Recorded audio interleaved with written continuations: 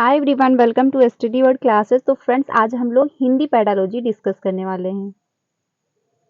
Hindi pedology हम लोग discuss करेंगे। 15 नंबर आज यहाँ से आपके कंप्लीट हो जाएंगे। बाकी 15 नंबर जो आते हैं वो आपके गद्य और पद्य से होते हैं, क्योंकि उसमें 6 और 7 क्वेश्चन कभी कभी इधर उधर हो जाते हैं।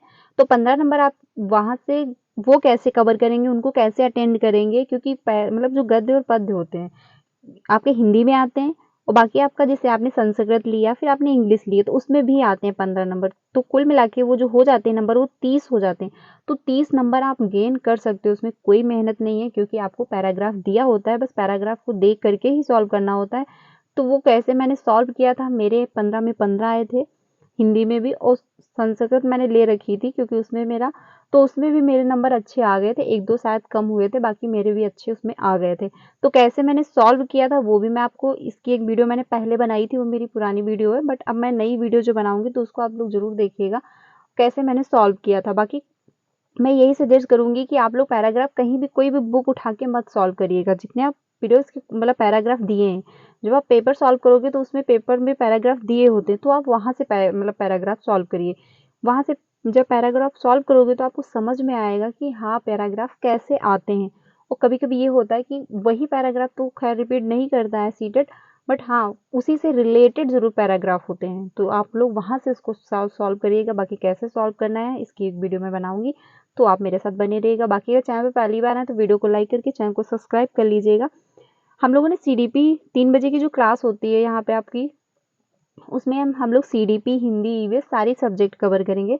तो सीडीपी हम लोगों ने जीन पियाजे कोहलबर्ग की थ्योरी डिस्कस कर ली थी, अगर आपने वो नहीं देखी तो वो भी वीडियो जाके देखिएगा। आज हम लोग हिंदी पेडालॉजी डिस्कस करने वाले हैं। तो अगर चैनल पर पहली बार है तो शेयर करिएगा अगर वीडियो अच्छी लगे, बाकी लाइक करिएगा। तो स्टार्ट करते हैं। कौन कौन से टॉपिक हैं आपके हिंदी पैथोलॉजी में। कंटेंट जो है विषय सूची ये रहने वाली है, इसी से मतलब ये सारे टॉपिक आपको कवर करने होते हैं जो आपकी हिंदी पैथोलॉजी है। तो स्टार्ट करते हैं हम लोग। पहला ही टॉपिक है भाषा यानी कि लैंग्वेज। यहाँ से भी क्वेश्चन बनते हैं हिंदी पैथोलॉजी में। मैं यहाँ पे जितना भी मतलब टॉपिक जो भी डिस्कस करूंगी आपके एग्जाम में 100% क्वेश्चन बनेंगे, क्योंकि सीधे लाइनें उठा के दे दीजिए, मैंने मतलब टू द पॉइंट लिखा हुआ है। ऐसे ही आपको कम शब्दों में ज़्यादा समझ में आएगा और क्वेश्चन भी आप अच्छे से गेन कर लोगे, क्योंकि मैंने यही सब पढ़ के पेपर दिया था। सिर्फ 2 महीने में मैंने पढ़ाई की और मेरे दोनों पेपर क्लियर हो गए थे। वैसे ही मैं आप लोगों के साथ डिस्कस कर रही हूँ, आपका मतलब जो पेपर है वो 100% क्लियर हो जाएगा। तो स्टार्ट करते हैं। लैंग्वेज जो है आपकी भाषा। भाषा हमारे विचारों को व्यक्त करने तथा दूसरों के विचारों को समझने का एक साधन है। क्योंकि जब हम किसी की मतलब अपनी जो फीलिंग्स हैं, क्या हम मेरे विचार हैं, क्या मैं फील कर रही हूँ, तो वो हम भाषा के माध्यम से ही मतलब सामने वाले व्यक्ति को बताते हैं। और सामने वाले व्यक्ति के क्या विचार हैं, उसकी क्या भावनाएं हैं, मतलब वो क्या कहना चाहता है, तो हम भाषा के माध्यम से ही सीखते हैं। वो भाषाएं हो सकती हैं या फिर संकेत रूप में कोई सामने वाला व्यक्ति हमको मतलब संकेत रूप में बता रहा है, या फिर वो लिखित में बता रहा है, या फिर हमको मुंह से बोल के ही बता रहा है, बट वो भाषा का प्रयोग कर रहा है। तो जिन मतलब जो मतलब भाषा किसे कहते हैं, तो भाषा हमारे विचारों को व्यक्त करने तथा दूसरों के विचारों को समझने का एक साधन है। एक लाइन में आपको भाषा की डिफिनेशन समझ में आ गई होगी। बस मतलब टू द पॉइंट में बात करूंगी, आपको अच्छे से समझ में आएगा। केवल संप्रेषण का माध्यम ही नहीं, इसके अन्य प्रकार भी हैं। क्योंकि संप्रेषण ये नहीं सिर्फ हम मतलब एक दूसरे से बातचीत ही कर रहे हैं, कम्युनिकेशन ही कर रहे हैं, वही भाषा है। तो पहला पॉइंट है भाषा विचारों के आदान प्रदान का मतलब आदान प्रदान के साधन के रूप में भी प्रयोग किया जाता है। क्योंकि हम भाषा के माध्यम से अपने विचार अभिव्यक्त करते हैं, सामने वाले से बात करते हैं, तो भाषा का ही मतलब भाषा के माध्यम से ही अपने विचार एक दूसरे से अभिव्यक्त कर रहे होते हैं। भाषा सामाजिक जीवन को सार्थक करने के रूप में भी, यानी कि भाषा के माध्यम से ही हम अपने जीवन को आसान बनाते हैं। अगर हम किसी से बात कर रहे हैं तो किसी न किसी भाषा का प्रयोग कर रहे हैं। जब हम अपनी बात किसी व्यक्ति के सामने तक पहुंचाएंगे तो भाषा के ही माध्यम से पहुंचाएंगे। मान लीजिए अगर कोई भाषा ही ना हो तो ना सामने वाला मेरी बात कोई समझ पाएगा, ना मैं सामने वाले की बात समझ पाऊंगी। तो भाषा भी बहुत ज़्यादा महत्व रखती है और सभी की भाषाएं अलग अलग होती हैं। आगे चलते हैं। भाषा ज्ञान प्राप्ति के साधन के रूप में है। अगर हम कुछ सीख रहे हैं तो किसी न किसी माध्यम से सीख रहे हैं, यानी किसी न किसी भाषा में सीख रहे हैं। किसी को हिंदी में समझ में बहुत अच्छे से आ रहा होगा, किसी को इंग्लिश में बहुत अच्छे से समझ में आ रहा, तो है तो कोई ना कोई भाषा ही। तो ज्ञान भी हम अगर प्राप्त कर रहे हैं तो किसी न किसी भाषा में ही कर रहे हैं। अगर आपसे कोई टीचर आपका मतलब अगर आप कोई किसी टीचर से पढ़ाई कर रहे हैं तब भी वो किसी न किसी भाषा का प्रयोग करके ही आपको समझा रहा है। तो भाषा मतलब सभी तरफ बिखरी पड़ी है। भाषा हमारे जीवन में बहुत ही ज़्यादा महत्व रखती है। आगे चलते हैं। भाषा साहित्यिक, कला, संस्कृत और सभ्यता को विकसित करने में सहायक है, क्योंकि भाषा के माध्यम से हम कला है, संस्कृत, अपनी सभ्यता, अपना कल्चर क्या है वो भी विकसित होती है, क्योंकि भाषा के माध्यम से ही जो हमारी पूर्व परंपराएं चली आ रही हैं, यानी जो कल्चर हमारा चला आ रहा है सदियों से, जो रीति रिवाज चले आ रहे हैं वो हम भाषा के माध्यम से सीख रहे हैं। या तो लिखित हैं कि हाँ मतलब किसी पुराण में या कहीं पे लिखा हुआ है कि हमको होली होगी तो हमको ऐसे ऐसे रहना है, दिवाली है तो हमको ये सब करना है। तो जो परंपराएं हैं वो भाषा के माध्यम से हम पुराने लोगों से सीखते आ रहे हैं। तो भाषा के माध्यम से ही हम सब कुछ करते हैं। लिपि भाषा की लिखित रूप में होता है, जो है लिपि भाषा का लिखित रूप होता है। आगे चलते हैं। भाषा और लिपि के बीच कोई निश्चित संबंध नहीं होता है। कोई भी भाषा किसी भी लिपि में लिखी जा सकती है। अब यहाँ पे बात आ रही है क्योंकि भाषा की कोई एक निश्चित लिपि नहीं है कि हाँ इसी लिपि में सिर्फ एक ही यही भाषा लिखी जाती है। एक ही लिपि में कई भाषाएं लिखी जा सकती हैं। आगे चलते हैं। जैसे कि हिंदी जो है, हिंदी की जो लिपि है वो देवनागरिक है। इंग्लिश की जो लिपि है वो रोमन है। तो सभी की जो लिपियां अलग अलग हो सकती है, लेकिन सभी की अलग होंगी ये कहना गलत होगा, क्योंकि बहुत सी ऐसी भाषाएं हैं जिनकी जो लिपि है वो देवनागरिक भी है। आगे चलते हैं। अब देख लेते हैं हम लोग भाषा के भेद, यानी भाषा के कितने प्रकार हैं। तो पहला आपका हो जाता है लिखित भाषा, और दूसरा आपका होता है मौखिक भाषा, तीसरा होता है आपका सांकेतिक भाषा। लिखित भाषा का जो है मतलब हमने लिख दिया, जैसे हमने किसी को लेटर लिखा तो वो भी मैंने लिखित भाषा का प्रयोग किया। जैसे कि आप मान लीजिए आप कुछ भी अगर लिख के प्रकट कर रहे हैं, जैसे कि आपने लेटर लिख दिया या फिर आपने स्कूल में एप्लीकेशन लिखी है या फिर आपको कोई कहीं कुछ लेटर भिजवाना है, तो आप लिखित भाषा का प्रयोग कर रहे हैं तो वो लिखित भाषा हो जाएगी, क्योंकि आप लिख के प्रकट कर रहे हैं जो अपने विचार हैं। मौखिक भाषा में हो जाता है कि हम मौखिक यानी बोल के, जब हम एक दूसरे से बातचीत कर रहे होते हैं तो हम मौखिक भाषा का प्रयोग कर रहे होते हैं, एक दूसरे से बातचीत करके भाषा के माध्यम से अपने विचार आदान प्रदान कर रहे होते हैं, एक दूसरे से डिस्कस कर रहे होते हैं। अब बात आती है सांकेतिक भाषा। संकेत के माध्यम से भी हम लोग कभी कभी बात कर लेते हैं। कभी कभी देखा होगा कि बोलते नहीं है पर संकेत के माध्यम से एक दूसरे के विचार समझ जाते हैं, तो वो हो जाती है सांकेतिक भाषा। तो भाषा के कितने भेद होते हैं ये भी आप लोग ध्यान रखिएगा। भाषा के 3 भेद होते हैं, यानी 3 रूप होते हैं, लिखित भाषा, मौखिक भाषा और आपका सांकेतिक भाषा। अब नोट में क्या दिया है, लिखित भाषा मौखिक भाषा की तुलना में अधिक स्थायी होती है। ये भी आप लोग ध्यान रखिएगा पॉइंट, क्योंकि यहाँ से भी क्वेश्चन बन जाता है। तो लिखित भाषा जो है आपकी मौखिक भाषा से ज़्यादा स्थायी इसलिए है क्योंकि मान लीजिए कि किसी ने कुछ बोल दिया तो उसका आपके पास प्रूफ नहीं है कि हाँ भाई आप यही बोल सकते हो कि हाँ ये इसने बोला था, पर उसका कोई ठोस प्रूफ नहीं है। बट अगर लिखित रूप में अगर किसी ने दे दिया है आपको, या फिर लिखित रूप में आपने कोई एप्लीकेशन दी है, तो वो मानी जाती है, उसका प्रूफ भी रहता है, वो स्थायी रूप से है जब तक वो कागज है। तो लिखित भाषा जो होती है वो मौखिक भाषा के रूप में ज़्यादा स्थायी होती है।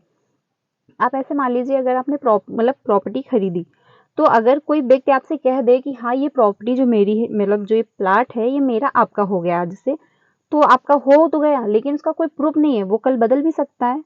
लेकिन अगर वहीं पे आपने लिखवा लिया, बाकायदा साइन वगैरह करा के प्रूफ है आपके पास लिखित रूप में, तो वही ज़्यादा स्थायी रूप से, अगर कल को वो पलट भी जाएगा तो आप प्रूफ दिखा सकते हो, आप उसके प्रति कार्रवाई भी कर सकते हो। तो जो लिखित भाषा होती है वो मौखिक रूप से ज़्यादा स्थायी होती है। यहाँ से भी क्वेश्चन बनते हैं, तो ये आप लोग ध्यान रखिएगा। आगे चलते हैं। भाषा अर्जन क्या है। भाषा क्या थी, मतलब भाषा के क्या क्या क्या रूप थे वो हम लोगों ने डिस्कस कर लिए। अब हम लोग डिस्कस करने वाले हैं भाषा अर्जन क्या होता है। मनुष्य में जन्मजात क्षमता है भाषा को भाषा को अर्जित करने की, जिसका प्रयोग करके मनुष्य वार्तालाप करना व भाषा का सहज रूप से प्रयोग करना सीख जाता है। भाषा किसी विशेष प्रयास के इसी को भाषा अर्जन कहते हैं। मतलब भाषा जो होती है बिना किसी विशेष प्रयास के, इसी को भाषा अर्जन कहते हैं। यानी कि मान लीजिए अगर भाषा अर्जन आ जाए आप में, तो भाषा अर्जन का मतलब यही होता है कि हम अपने इन्वायरमेंट से बिना किसी प्रयास के सीख जाते हैं। एक छोटा बच्चा होता है, वो घर की लैंग्वेज सीख जाता है, यानी मदर टंग सीख जाता है।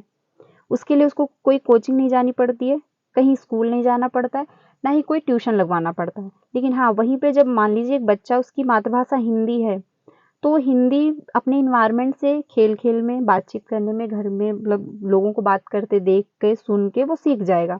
लेकिन अगर उसकी फिर उसको जब इंग्लिश सीखनी होगी तो उसके लिए उसको कोचिंग जाना पड़ेगा, बुकों की हेल्प लेनी पड़ेगी या फिर कहीं स्कूल में भी उसको हेल्प लेनी पड़ेगी। तो जब इन्वायरमेंट से हम नॉर्मल तरीके से सीख जाते हैं, उसको कहते हैं भाषा अर्जन। लेकिन अगर किसी के लिए हमको एफर्ट डालने पड़ रहे हैं, कोई भाषा सीखने के लिए बुक खरीदनी पड़ी, ट्यूशन का लगाना पड़ा, या किसी की हेल्प लेनी पड़ रही है, स्कूल ज्वाइन करना पड़ रहा है, तो उसको कहते हैं अधिगम, क्योंकि उसके लिए हमने एफर्ट डाले हैं, यानी मेहनत हमने की है। तो ये हो जाता है भाषा अर्जन और भाषा अधिगम में अंतर, क्योंकि ये दोनों मैंने इसलिए बताया कि ये दोनों एक दूसरे से कनेक्ट हैं। अगर आप कनेक्ट करके पढ़ोगे तो आपको ज़्यादा समझ में आएगा। अर्जन हो जाता है कि हम अपने इन्वायरमेंट से नॉर्मल तरीके से सीख लेते हैं, लेकिन अधिगम ये होता है कि हमको उसके लिए प्रति मेहनत करनी पड़ती है। उसके लिए बुकें भी खरीदनी पड़ती हैं, कोई टीचर भी ढूंढना पड़ता है, कोई कोचिंग भी करनी पड़ती है।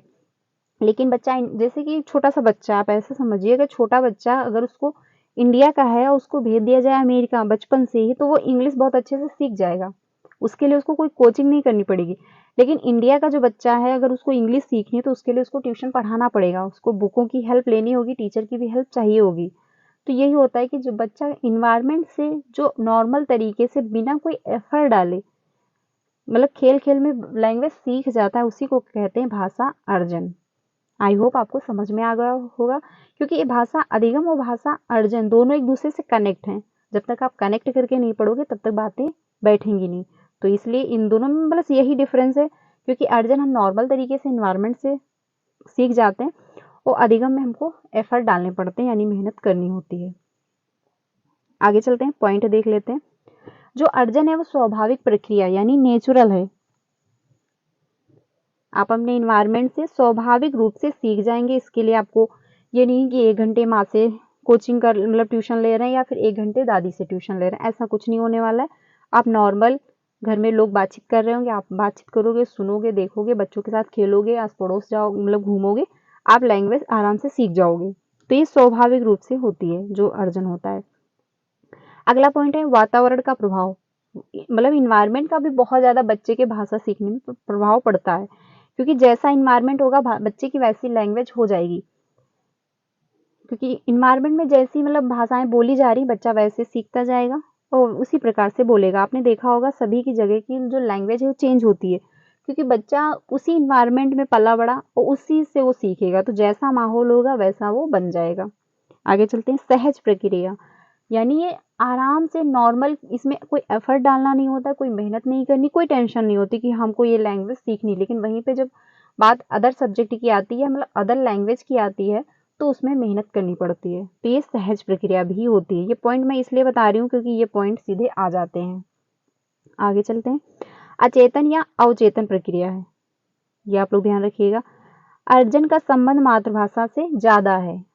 अगर पूछ लिया जाए कि जो मतलब अर्जन है उसका संबंध किससे ज्यादा है, तो मातृभाषा से ज्यादा है, क्योंकि मातृभाषा ही ऐसी सब मतलब लैंग्वेज है जो हम नेचुरल तरीके से सहज रूप से सीख लेते हैं। आगे चलते हैं, अनौपचारिक प्रक्रिया भी है, क्योंकि औपचारिक और अनौपचारिक इसमें भी हम लोग डिस्कस कर लेते हैं। जो आपकी औपचारिक होती है, जो आपकी औपचारिक प्रक्रिया होती है उसके लिए आपको टाइम मतलब उसका टाइम मैनेज होता है कि इतने घंटे आपको पढ़ना है, ये बुकें पढ़नी है, उसका सब मतलब टाइम टेबल निश्चित रहता है। जैसे कि आप स्कूल जाते हो, आप कोचिंग जाते हो, तो वो हो जाती है एक मतलब औपचारिक प्रक्रिया। लेकिन वहीं पे अनौपचारिक प्रक्रिया ये होती है कि जैसे कि इसके लिए कोई समय निर्धारित नहीं होता है। आप अपने घर में हो, आप माँ खाना बना रही है, आप माँ से कुछ ना कुछ सीख रहे हो, आप अपने दोस्तों के साथ खेल रहे हो मोहल्ले में, तब भी आप कुछ ना कुछ लैंग्वेज सीख रहे हो। आप अगर खाना भी खा रहे हो तब भी आप कुछ ना कुछ सीख रहे हो। तो इसके लिए मतलब ये नहीं है कि टाइम इतना फिक्स है, जैसे स्कूल का टाइम फिक्स है कि इतने बजे से इतने बजे तक स्कूल ओपन रहेगा, इतने बजे आपको जाना है। वो आपकी औपचारिक प्रक्रिया हो जाती है जिसके लिए समय पाबंद हो। लेकिन कहीं से इन्वायरमेंट से हम कुछ सीख रहे हैं, कहीं जा रहे हैं, हम मार्केट भी जा रहे हैं तो अभी हम कुछ सीख रहे हैं, कहीं शादी फंक्शन में भी गए तब भी हम कुछ सीख रहे हैं, तो ये औपचारिक प्रक्रिया हो जाती है। बच्चा इसमें अनौपचारिक रूप से सीख रहा होता है, ये कोई समय का पाबंद नहीं होता है। आगे चलते हैं। भाषा अर्जन आपको समझ में आ गया होगा, आई होप। आगे चलते हैं। भाषा अर्जन किस वजह से होता है, इस पे भी हम लोग देख लेते हैं। हमारे अंदर आंतरिक क्षमता यानी कि, क्योंकि भाषा अर्जन एक स्वाभाविक प्रक्रिया हर बच्चे में होती है, हर व्यक्ति में होती है, वो सीख सकता है। 5 साल का बच्चा जो है, एक मान लीजिए 20 साल का बच्चा है या फिर 15 साल का बच्चा है, तो जो 5 साल का बच्चा है वो बहुत जल्दी भाषा को एक्वायर करेगा, मतलब अर्जन करेगा। लेकिन वहीं पे जो 20 साल का बच्चा है, 15 साल का बच्चा है, वो इतनी जल्दी भाषा को एक्वायर नहीं कर पाएगा। क्यों? क्योंकि उसका आईक्यू लेवल जो होता है, मतलब जो उसका एलडी होता है, एलईडी, वो एक्टिव कम रहता है। लेकिन वही 5 साल की उम्र में बहुत ज़्यादा एक्टिव रहता है। तो इसमें ये रहता है कि बच्चा बहुत अच्छे से सीख जाता है। नॉम चॉम्स्की की वजह से, मतलब के अनुसार है। तो जब उनकी थ्योरी हम डिस्कस करेंगे तो उसमें अच्छे से मैं डिस्कस कर लूंगी। आगे चलते हैं। भाषा अर्जन किस वजह से होता है, इस पे देख लेते हैं। हमारे अंदर आंतरिक क्षमता है किसी भाषा को स्वाभाविक रूप से अर्जित कर लें अपने पर्यावरण से। मतलब हर व्यक्ति में एक स्वाभाविक क्षमता होती है कि अपने इन्वायरमेंट से वो स्वाभाविक रूप से भाषा को अर्जित कर ले। जैसे सबसे जब मतलब बच्चा पैदा होता है तब से परिवार वाले उससे बातें करते हैं, जैसे बच्चों को भाषा आती है, मतलब जैसे बच्चों को भाषा आने लगती है। किंतु बच्चा ऐसे ही भाषा अर्जित करता है पर्यावरण से सुनकर, देखकर और बोलकर, क्योंकि हम अपने इन्वायरमेंट से ही सीखते हैं। जहाँ पे जैसा माहौल होगा बच्चा वैसी ही लैंग्वेज बोलेगा, बच्चे का मतलब वैसा ही तौर तरीका हो जाता है। आगे चलते हैं।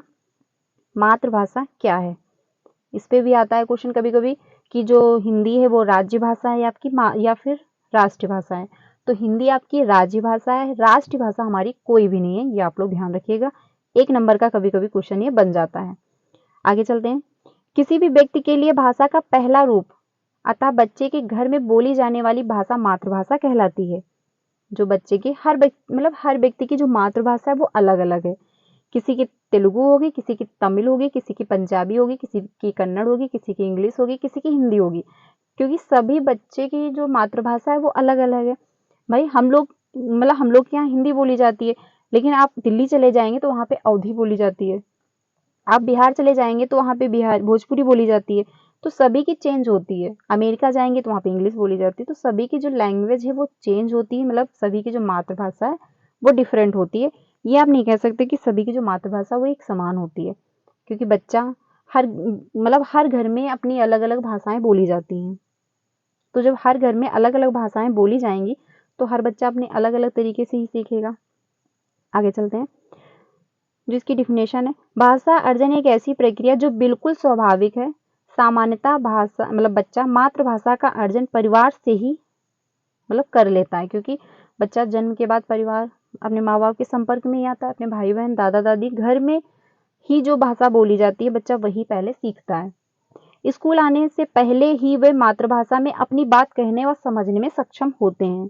बिल्कुल सही बात है, क्योंकि जब बच्चा स्कूल जाता है उसके पहले वो अपनी मातृभाषा में ज़्यादा कंफर्टेबल होता है, ज़्यादा मतलब अभिव्यक्त कर पाता है अपने आप को, कहने और समझने में वो सक्षम होता है। इसीलिए कहते हैं कि 1 से लेकर के 5th तक बच्चे को मातृभाषा में ही पढ़ाया जाए। अगर बच्चे की कोई भी मातृ लैंग्वेज है, मतलब मातृभाषा है, तो उसको ये नहीं कि उसको नकारा जाए, उसको महत्व दिया जाए, उसको उभारा जाए। उसी को आधार बना के हमको बच्चे को आगे बढ़ाना है। आपका एनसीएफ भी इसी बात पे जोर देता है। बात यहाँ तक की जा रही है कि जो 8th तक है, 8th तक भी अब बच्चों को मातृभाषा में ही उनकी पढ़ाया जाए, क्योंकि बच्चा मातृभाषा में ज़्यादा अपने आप को कंफर्टेबल महसूस करता है अभिव्यक्त करने में। मान लीजिए अगर आपको हिंदी बहुत अच्छी आती है, अगर कोई आप स्कूल जाएं और आपसे कह दिया जाए कि आप अपने बारे में बताइए इंग्लिश में, तो आप अपने बारे में इतनी अच्छे से एक्सप्लेन नहीं कर पाएंगे इंग्लिश में। लेकिन वहीं पे अगर आपसे ये कह दिया जाए कि आप अपने को अभिव्यक्त कीजिए जैसे आप कंफर्टेबल हैं, तो अगर आपको हिंदी मतलब मातृभाषा है तो आप हिंदी में अपने आप को अच्छे से अभिव्यक्त कर देंगे। लेकिन अगर वहाँ पे कोई शर्त रख दी जाए कि नहीं आपको इसी लैंग्वेज में अभिव्यक्त करना है, अपना इंट्रोडक्शन देना है, तो आप इतनी जल्दी मतलब इतना आसानी से नहीं कर पाएंगे। तो इसीलिए माना जाता है, मतलब कहा भी जाता है, आपका एनसीएफ भी इसी बात पे जोर देता है, वो होता भी है कि 1 से 5 तक बच्चे को उसकी मातृभाषा में ही आपको शिक्षा देनी है। इसी पे ज़ोर है और इसी पे पढ़ाया भी जा रहा है अब जितने भी गवर्नमेंट स्कूल हैं। बाकी लेकिन एनसीईआरटी यहाँ तक भी कह रहा है कि अब 8th तक जो है 6th 7th 8th में भी आपको बच्चे की मातृभाषा में ही पढ़ाना है। उसके बाद आप कोई भी लैंग्वेज चूज कर सकते हैं। आगे चलते हैं। अब आता है टॉपिक भाषा अधिगम। मैंने आपको इसलिए जोड़ के पढ़ाया था अर्जन और अधिगम, क्योंकि आप मतलब एक दूसरे से जब कनेक्ट करके पढ़ोगे तो आपको समझ में आएगा। अब जब आप अधिगम यहाँ पे मैं डिस्कस करूंगी तो आपको और अच्छे से समझ में आएगा। तो जो अधिगम है, अधिगम में प्रयास की आवश्यकता पड़ती है, क्योंकि अर्जन जो था वो तो स्वाभाविक रूप से आप नॉर्मल तरीके से घर में सीख रहे थे, लेकिन जो अधिगम है उसके लिए आपको मेहनत करनी होगी, उसके लिए आपको एफर्ट डालने होंगे। चेतन रूप से सीखी जाती है, यानी इसके लिए आपको समय देना होता है, आपको मेहनत करनी होती है, नियम सीखने होते हैं।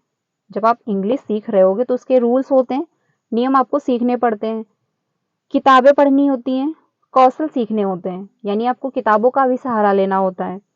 शिक्षकों की जरूरत भी पड़ती है, क्योंकि अगर आप इंग्लिश सीख रहे हैं, मान लीजिए आप इंग्लिश सीख रहे हैं, आपकी मातृभाषा हिंदी है, लेकिन आपको अब जो सीखनी है वो आपको इंग्लिश सीखनी है,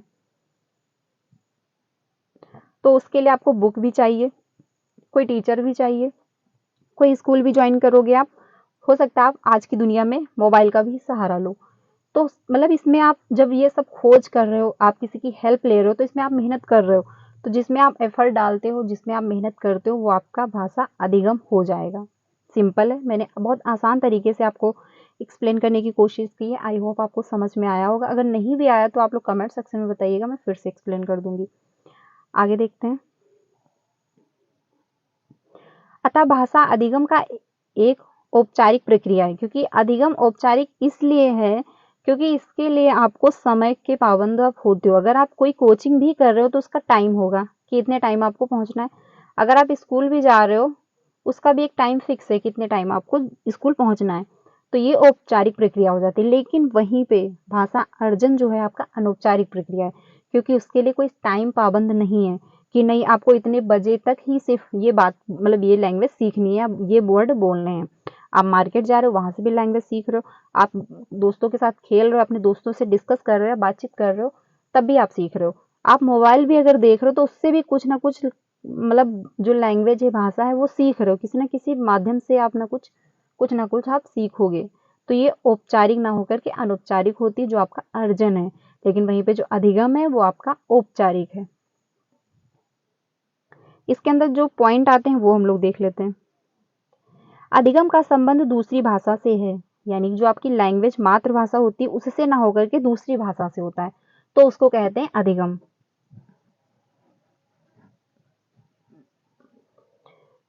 और ये जो प्रक्रिया है ये भी एक चेतन प्रक्रिया है, इसमें प्रयास पूर्ण रहना पड़ेगा, यानी इसमें आपको एफर्ट डालने होंगे, आपको मेहनत करनी पड़ेगी।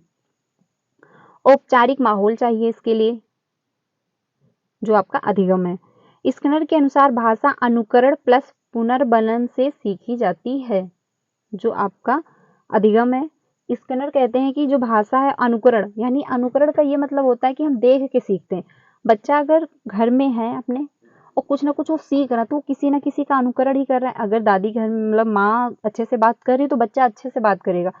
आपने देखा होगा अगर किसी के घर की लैंग्वेज बहुत अच्छी, माहौल बहुत अच्छा है, तो बच्चा उसी हिसाब से आपसे बात करते दिखेगा, क्योंकि बच्चे को ये नहीं पता होता है जब उसका जन्म होता है कि हमको बड़ों से कैसे बात करनी है, कोई मेहमान आए हैं तो उनसे हमको नमस्ते करना है, अच्छे से बोलना है, ये बच्चा अपने घर से ही सीखता है। तो जो इसमें रहता है बच्चा अनुकरण, यानी बच्चे घर में अगर कोई गेस्ट आए हैं तो देखेगा घर के बड़ों को कि हाँ नमस्ते किया गया, बैठाला गया है, चाय नाश्ता हुआ है, अच्छे से बातचीत हो रही है, तो बच्चा एक दूसरे को देख कर ही सीखता है कि हाँ हम कोई बाहर से आया तो हमको उसको नमस्ते करना है, अच्छे से बोलना है। तो बच्चा अनुकरण कर रहा है। फिर उससे पुनर्बलन भी मिलता है। अगर बच्चा छोटा है और माँ से कुछ उसने बोला तो माँ कहेगी हाँ हाँ बहुत अच्छा आपने बोला, शाबाश देगी। मतलब अगर पुनर्बलन अगर मतलब सकारात्मक मिल गया बच्चे को, पुनर्बलन जो होता है, तो बच्चा और बेहतर सीखेगा, वो और अच्छे से बोलने की कोशिश करेगा। अगर छोटा बच्चा है अगर वो तुतला के बोल रहा है और माँ ने कह दिया कि आप हाँ बेटा बहुत अच्छा आपने बोला, तो बच्चा मतलब और एक्साइटेड होगा कि हाँ हम और अच्छे से बोलें, क्योंकि मेरी तारीफ हुई है, माँ ने मुझे शाबाशी दी है। तो बच्चे का जो मतलब पुनर्बलन होता है, अगर वो सकारात्मक मिल रहा है, इसके भी दो होते हैं, एक होता है पुनर्बलन सकारात्मक, एक होता है आपका नकारात्मक। तो जो सकारात्मक होता है वो पॉजिटिव वे में होता है, और जो नकारात्मक होता है निगेटिव वे में होता है। अगर हम बच्चे को शाबाश बोल रहे हैं कि हाँ बच्चा आपने मतलब हाँ बेटा आपने बहुत अच्छा बोला, तो बच्चा नेक्स्ट टाइम और अच्छा से बोलने की कोशिश करेगा। लेकिन अगर वहीं पे मैंने डांट दिया, अगर वहीं पे माँ ने बच्चे को डांट दिया, तो बच्चा जो है वो उसमें हीनता की भावना आएगी, और वो मतलब नेक्स्ट टाइम बोलने से थोड़ा सा कतराएगा। तो इसीलिए कहते हैं जब छोटा बच्चा होता है तो उसको और अच्छे से मतलब उसको पॉजिटिव वे में ही शाबाशी दो कि हाँ आपने अच्छा किया, और अच्छा आप कर सकते हैं, आप मेहनत करिए। तो ये होता है, स्किनर का मानना यही था, इन्होंने अपनी थ्योरी में भी कहा है कि बच्चे जो होते हैं वो अनुकरण के माध्यम से ही सीखते हैं, लेकिन अगर उनको पुनर्बलन जो है वो सकारात्मक रूप से दिया जाए तो और बेहतर वो सीख सकते हैं। मैंने यहाँ पे थोड़ा सा स्किनर की थ्योरी को डिस्कस कर दिया डिटेल में, ताकि आपको बातें सारी समझ में आ जाएं, क्योंकि स्किनर की जो थ्योरी इसी पे आधारित है कि बच्चा अनुकरण करके सीखता है। फिर उसके अंदर आ जाता है पुनर्बलन। तो पुनर्बलन किस मतलब दो प्रकार के होते हैं, सकारात्मक एंड एक होता है नकारात्मक। सकारात्मक में पॉजिटिव वे में जाता है कि हाँ शाबाश आपने बहुत अच्छा किया, और निगेटिव में ये रहता है कि बच्चे को डांट दिया गया तो नेक्स्ट टाइम वो कोशिश नहीं करेगा। आगे चलते हैं। वाइगोस्की के अनुसार भाषा सामाजिक क्रिया द्वारा सीखी जाती है। तो वाइगोस्की का मतलब वाइगोस्की की थ्योरी ही है सामाजिक कल्चर पर आधारित है। इनका मानना ये है कि बच्चा इन्वायरमेंट से सामाजिक रूप में लोगों से मिलेगा, बातचीत करेगा, तो वो भाषा को आराम से सीख जाएगा। आगे चलते हैं।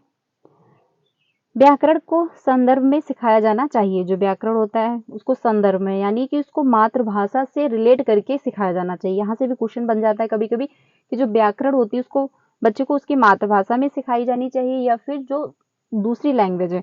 तो जो हम व्याकरण सिखाते हैं बच्चे को, हमको उसकी मातृभाषा से ही इंटर रिलेट करके ही सिखाना चाहिए, क्योंकि मातृभाषा में बच्चा कंफर्टेबल होगा तो उसको मातृभाषा में समझ में आएगा कि हाँ ये किस बारे में बातचीत हो रही है।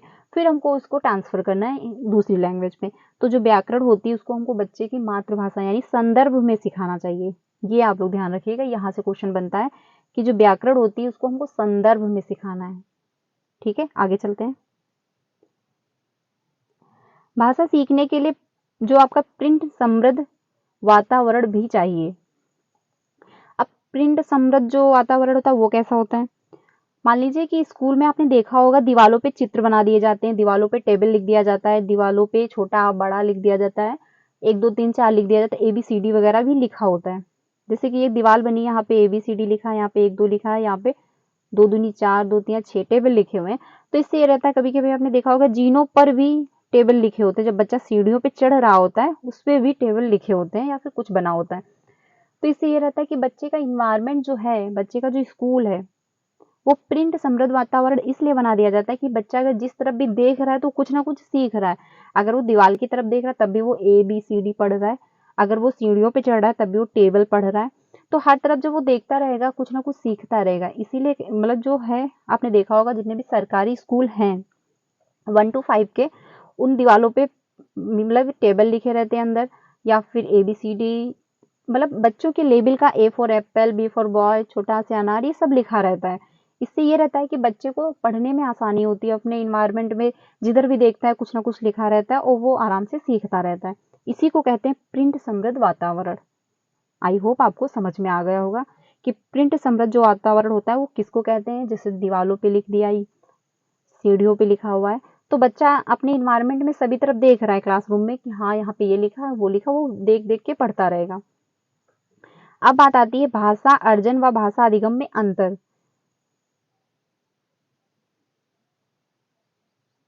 ये भी हम लोग डिस्कस कर लेते हैं। भाषा अर्जन जो होता है और भाषा अधिगम में अंतर, कभी कभी यहाँ से भी क्वेश्चन आते हैं। भाषा अर्जन हो गया आपका, भाषा अधिगम हो गया, यहाँ से क्वेश्चन हर बार बनते हैं क्योंकि 15 नंबर की आपकी हिंदी पेडालॉजी आती है और सारे क्वेश्चन यहीं से बनते हैं। क्योंकि हिंदी बहुत ज्यादा सिलेबस है नहीं, बहुत ज्यादा, इसमें कुछ ही टॉपिक है जहाँ से क्वेश्चन आते हैं। आपका नॉम चॉम्स्की होगा, वहां से क्वेश्चन आएगा। आपका कभी कभी स्किनर से पूछ लेता है, तो स्किनर की थ्योरी मैंने बहुत कम शब्दों में सारी थ्योरी डिस्कस कर दी अभी की अभी, क्योंकि स्किनर की जो थ्योरी है वो अनुकरण पर ही आधारित है।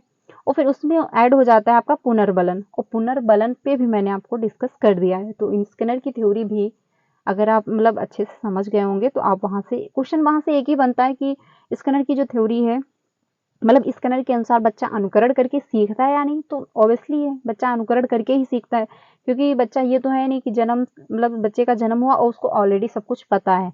वो परिवार में सीखेगा, आस पड़ोस से सीखेगा, स्कूल जाएगा वहां से कुछ सीखेगा, बाहर मार्केट जाएगा वहां से कुछ सीखेगा। तो हर बच्चा कुछ ना कुछ एक दूसरे को ही देख के हम सीखते हैं।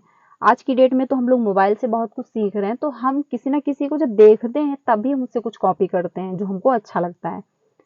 ठीक है, तो अनुकरण मतलब जो स्किनर की थ्योरी वो मैंने अभी बस इतने ही, मतलब अगर आपको इसी में 10 पेज पढ़ो या फिर एक पेज पढ़ के सारा निचोड़ निकाल लो, बात वही है।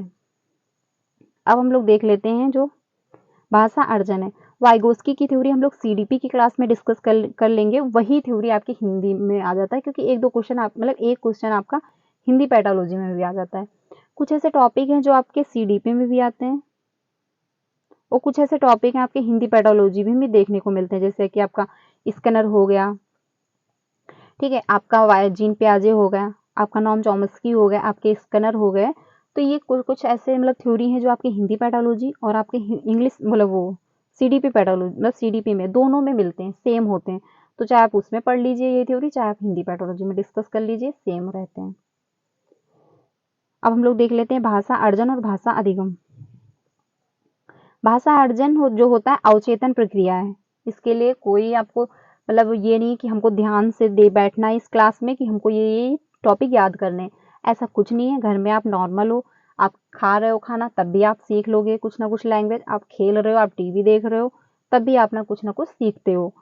लेकिन वहीं पे जो भाषा अधिगम की बात आती है वहां पे चेतन प्रक्रिया होती है, क्योंकि हमको अपना दिमाग खोल के बैठना होता है क्लासरूम में कि हाँ सर या मैम क्या क्या पढ़ा रहे हैं, क्या क्या हमको पढ़ना है, कहाँ पे हमको ज्यादा ध्यान देना है। तो उसके लिए हमको मेहनत करनी होती है।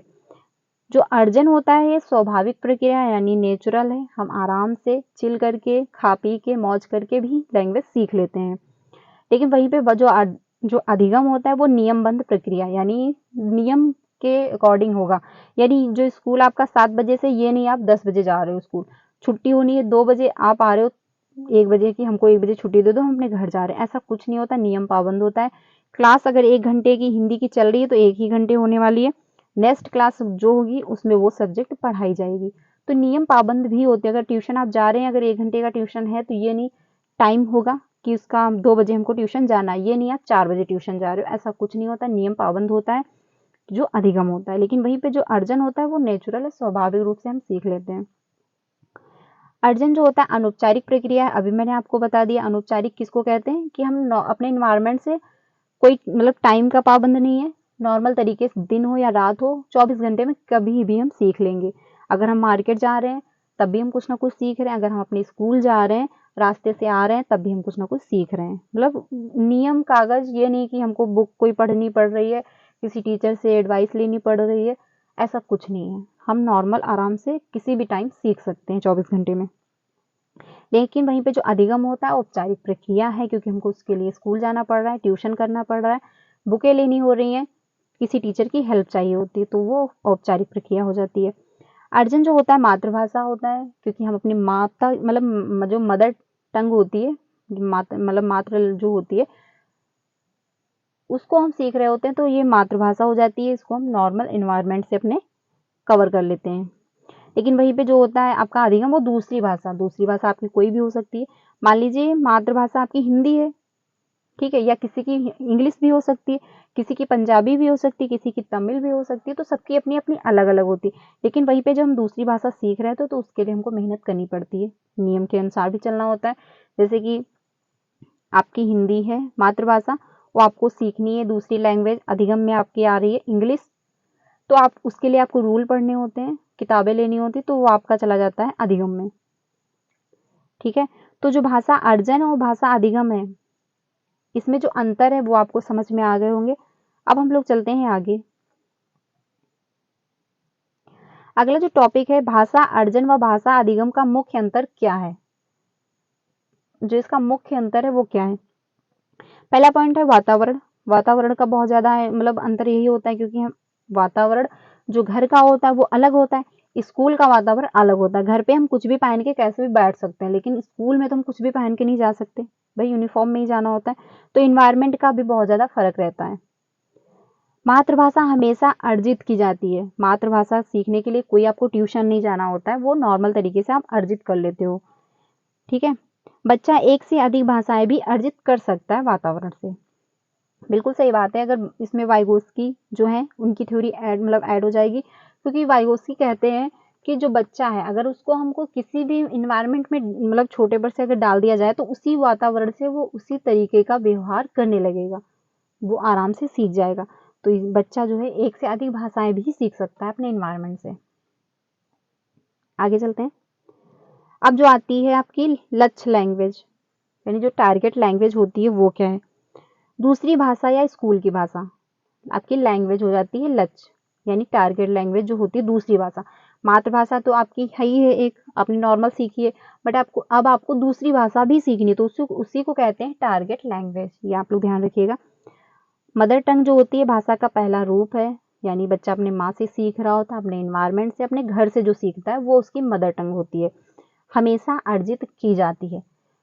ये क्वेश्चन आपको ये लग रहा होगा कि बार बार वही पॉइंट रिपीट किए जा रहे हैं, नहीं, यहाँ से क्वेश्चन हर बार बनते हैं सीटेट में। आप कोई भी सेट उठा के देख लीजिए हिंदी पेडालॉजी का, हमेशा आपको मातृभाषा से, अर्जन से, अधिगम से, टारगेट लैंग्वेज क्या रही, इन्वायरमेंट कैसा रहा है बच्चे का सीखने की जो भाषा है, सब उसी के अराउंड घूमता रहता है। तो ये सारे पॉइंट आपको जब तक क्लियर नहीं होंगे तो आप कंफ्यूजन क्रिएट होगी वहाँ पे, फिर आप नहीं कर पाओगे। क्योंकि कभी कभी होता है, अक्सर क्वेश्चन ये आ जाता है कि जो हिंदी है वो आपकी राज्य भाषा है या राष्ट्रीय भाषा है। कुछ लोग राष्ट्रीय भाषा लगा के चले आते हैं, क्योंकि उनको यही लगता है, क्योंकि सभी को लगता है ये भाषा, ये तो नॉर्मल सब्जेक्ट है, हम सीख लेंगे, लेकिन नहीं, इसमें बहुत ज़्यादा कन्फ्यूजन क्रिएट हो जाती है। कभी कभी अधिगम में पूछ लेगा कि नियमबद्ध जो प्रक्रिया से हम लैंग्वेज सीखते हैं वो कौन सी है, तो वहाँ पे आप अब क्रिएट होगा कि अधिगम है या फिर अर्जन है। कभी कभी अधिगम वो कोई भी अगर आपने सही से नहीं देखा तो आप अर्जन लगा के चले आओगे, आप 1 नंबर आपका चला गया नॉर्मल क्वेश्चन, और आपने 1 नंबर गलत कर दिया। फिर वहाँ पे इसीलिए सारे जब तक आप पढ़ोगे नहीं थ्योरी, तब तक आप क्वेश्चन अच्छे से नहीं कर पाओगे, क्योंकि सिलेबस तो वही है भाई। 2011 का आप पेपर उठा के देख लीजिए और अब 2023 का पेपर उठा के सीटेट का देख लीजिए, सिलेबस चेंज नहीं किया गया है। सभी लोग यही कहते हैं सिलेबस चेंज नहीं हुआ, और सिलेबस चेंज नहीं भी हुआ है। और ये भी नहीं है कि आप कोई क्वेश्चन उठा के देख लीजिए सीटेट का कि सिलेबस के बाहर गया हो, कोई भी सिलेबस के बाहर सीटेट का जो क्वेश्चन नहीं गया, लेकिन तब भी क्वेश्चन टफ है, पेपर सॉल्व करने में हालत खराब हो जाती, मेरी खुद की खराब हो गई थी, क्योंकि इतना इतने लॉन्ग क्वेश्चन होते हैं और टाइम कम होता है, 2.5 घंटे में सिर्फ वो पढ़ने में निकल जाते हैं, तब भी आपको पढ़ के समझना होता है, फिर क्वेश्चन को डील करना होता है, आंसर, फिर मार्कशीट भी भरनी होती है, ओमार शीट भी भरनी होती है, तो उसमें दिक्कत होती है। लेकिन तब भी पेपर अब क्यों है, पेपर कठिन क्यों है, क्योंकि पूछने का तरीका चेंज हो रहा है। सीटेड छोटी छोटी बातों को घुमा के ऐसे प्रेजेंट कर देता है आपके पास कि आप ऊपर की लाइन क्वेश्चन की पढ़ते जाओगे और नीचे आओगे तो ऊपर का भूल जाओगे, ये होता है। तो तब तक आप जब तक थ्योरी नहीं पढ़ोगे आप सीटेट क्लियर नहीं कर पाओगे। आपने देखा हो बहुत ऐसे कैंडिडेट है जिनका दूसरी बार सीटेट था, तीसरी बार था, 4 बार हो चुके हैं और सीटेट क्वालिफाई नहीं हो पा रहा है। क्यों? इसका रीजन यही है, क्योंकि हम थ्योरी नहीं चाहते, हम बस चाहते हैं कि सभी ये बोलते हैं सीटेट क्वेश्चन रिपीट करता है तो हमको प्रीवियस के क्वेश्चन लगा लें बस हो जाएगा। प्रीवियस के क्वेश्चन लगा के आप 50% 50% आप डील कर लोगे क्वेश्चन में, ये 100% कहती हूँ, क्योंकि क्वेश्चन रिपीट होते हैं, उसी से रिलेटेड क्वेश्चन भी बनते हैं। लेकिन 50% कहाँ गए? उनको उनको डील करने के लिए तो आपको थ्योरी ही पढ़नी होगी। तो जब तक आप थ्योरी नहीं पढ़ोगे आप अच्छे से नहीं कर पाओगे, और पेपर जब तक आप 100% क्लियर नहीं करोगे तब तक आप पास नहीं होगे। क्योंकि 50% तो आपने कर लिया, चलो PYQ प्रीवियस के क्वेश्चन आपने 2011 से उठा के 2022 तक लगा लिया, फिर 2022 के जितने भी ऑनलाइन सेट हुए तो वो सारे आपने कवर कर लिए। 50% आपका माइंड बिल्ड हो जाएगा कि हाँ सीटेट क्वेश्चन कैसे पूछता है, लेकिन 50% आप कहाँ से कवर करोगे? उसके लिए तो आपको थ्योरी ही पढ़नी होगी। तो जब तक आप थ्योरी नहीं अच्छे से पढ़ोगे आप क्वेश्चन नहीं कर पाओगे। जैसे कि आपने थ्योरी पढ़ ली है, अब सीटेट चाहे जहाँ से घुमाए, आपको पता है कि मेरा स्कूल यहाँ पे है, ये रास्ता है और ये रास्ता है। जब आपको रास्ता पता है, आपको ये भी पता है कि मेरा स्कूल यहाँ पे है, तो आप इस रास्ते से जाओ या फिर आपको इस रास्ते से जाना हो, पहुँचोगे तो आप अपने स्कूल ही। तो वही बात है, अगर आपने थ्योरी अच्छे से कंप्लीट कर ली है तो चाहे सीटेट जितना भी घुमाए आप कर ले जाओगे। अगर आपका डाउट अधिगम और अर्जन में कंफर्म है आप अच्छे से समझ गए हो कि अर्जन किसको कहते हैं, अधिगम किसको कहते हैं, तो आप अच्छे से क्वेश्चन कर लोगे। चाहे सीटेट कैसे भी क्वेश्चन घुमा दे कि जो मातृभाषा है वो अर्जन है या अधिगम, आप बता दोगे अर्जन है, लेकिन दूसरी भाषा क्या है, अगर वहां पे अगर आपने यहाँ नहीं पढ़ा है तो आप नहीं बता पाओगे कि अधिगम है। तो ये होता है, थ्योरी पढ़ना बहुत ज़्यादा जरूरी होता है। मैंने पहले थ्योरी ही सारी पढ़ी थी, उसके बाद मैंने फिर उसके क्वेश्चन लगाए थे, बस मैंने और कुछ नहीं किया। अगर आप कंफर्टेबल हो तो आप नोट्स भी अपनी लैंग्वेज में बना सकते हो। आगे चलते हैं, एक क्वेश्चन है इसी से रिलेटेड, ये हम लोग कर लेते हैं। बच्चे अपनी मातृभाषा का प्रयोग करते हुए हिंदी भाषा की कक्षा में अपनी बात कहते हैं, यह बात डैडस है। अब आपने अगर ऊपर अच्छे से समझ लिया होगा तो आप इसका क्वेश्चन कर लोगे,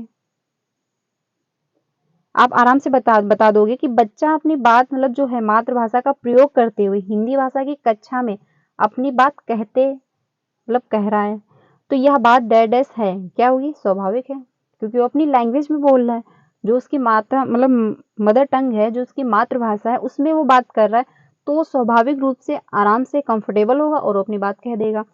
तो ये ऑप्शन आपका फर्स्ट इसमें सही हो जाएगा। लेकिन अगर आपने ऊपर की थ्योरी अच्छे से नहीं पढ़ी होगी तो आप नहीं समझ पाओगे कि वो कंफर्टेबल तो है, अपनी मातृभाषा का प्रयोग कर रहा है, अच्छे से कक्षा में अपनी बात भी कह रहा है, लेकिन ये स्वाभाविक है, विचारणीय है या निंदनीय है या अनुचित है, ये क्या है, ये आप नहीं बता पाओगे। तो इसमें आपका फर्स्ट ही आंसर सही होगा। 1 से 5 तक एनसीएफ ने कहा है कि बच्चे की मातृभाषा में ही हमको पढ़ाना है, उसी को महत्व देना है। लेकिन 6 अगर पूछ लिया जाए 8 तक तो वो भी सही होगा, क्योंकि 6, 7, 8 तक भी बात कही गई है कि बच्चे की मातृभाषा में हमको पढ़ाना है।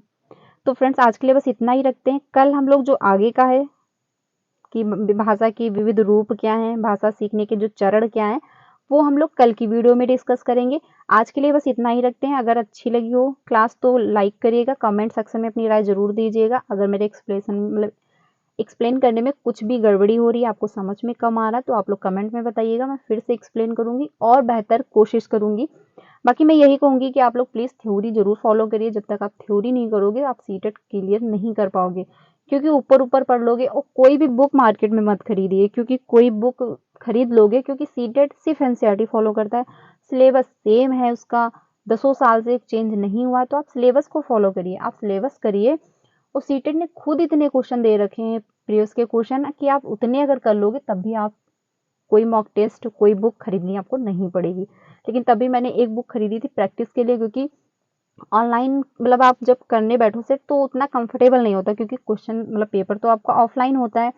तो इसलिए मैंने एक बुक खरीदी थी प्रैक्टिस की, वो बुक मैं आपको वीडियो बना के डाल दूंगी, वो आप लोग परचेज कर लीजिएगा, क्योंकि उसमें पीवाईक्यू सारे क्वेश्चन दिए गए बहुत अच्छे से, कोई क्वेश्चन गलत नहीं, सारे आंसर मतलब ऑफिशियल आंसर की से उसमें मैच बताए जाते हैं। तो वो बुक बहुत अच्छी है, वो मैं वीडियो बनाऊंगी तो आप लोग जरूर देखिएगा।